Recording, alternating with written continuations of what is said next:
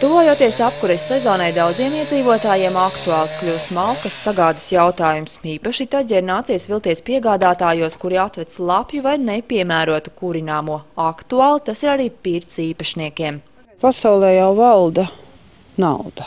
Ja? Un ja tam malkas piegādātājiem ir galvenais no tevis izpurināt maksimālo, tad viņš tā arī dara.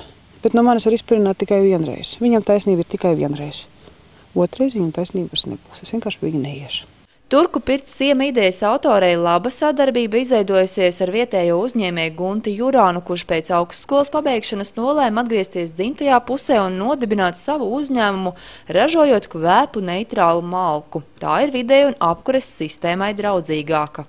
Kvēpa neitrāla malka, tā ir tāda kā priekšrocība, tāda kā kaut kas jauns, tādēļ, lai radītu šo te mazāko ietekmi uz dūmvadiem, lai cilvēkiem būtu pēc iespējas mazāk reiži jātīra šis te skurstenis, kā jau mēs zinām, kad liederīgi būtu to darīt gan pavasarī, gan rudenī, pirms un pēc kurināšanas. Savukārt, kurinot šo te malku, mēs varam ietaupīt uz šī te dūmvadu tīrīšanas. Viņš ir jauns, viņš sāk to savu pasauli. Un kāpēc man ķerties pie tādiem lieliem, kuri jau daudzi strādājuši šajā jomā, viņiem ir ambīcijas, viņiem ir noteikumi. Ja. Šeit mēs varam sarunāt. Es nevaru uzreiz samaksāt, varu vēlāk samaksāt. Viņš nevar šodien, viņš var pēc nedēļas. Ar to nedēļu jau nekas nemainās. Mēs sarunājam.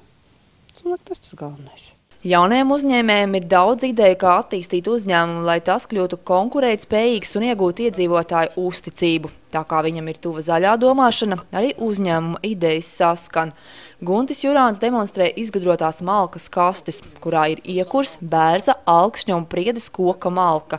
Šīm koku sugām piemīt gan augsta siltuma atdeve, gan dūmvadu tīrīšanas īpašības. Malkas kaste kalpo kā malkas grozs, kurā uzglabājam šo te malku, kamēr malka nav izlietota, tikmēr viņa glabājas iekšā, bet tiklīdz mēs viņu esam sadedzinājuši, saplēšam kasti un sadedzinam kopā ar malku. Rezultātā mums nepaliek nekas. Un tas ir kā es mēdzu teikt, videi draudzīgs, videi un apkures sistēmai draudzīgs risinājums. Līvānu novada iedzīvotājs cer, ka ar inovatīvo ideju spējas aizraut citus iedzīvotājus domāt zaļāk.